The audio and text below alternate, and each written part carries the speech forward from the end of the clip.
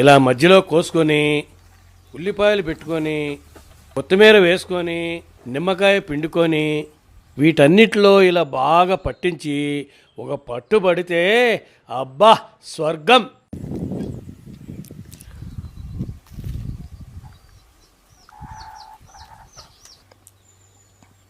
Super అండి.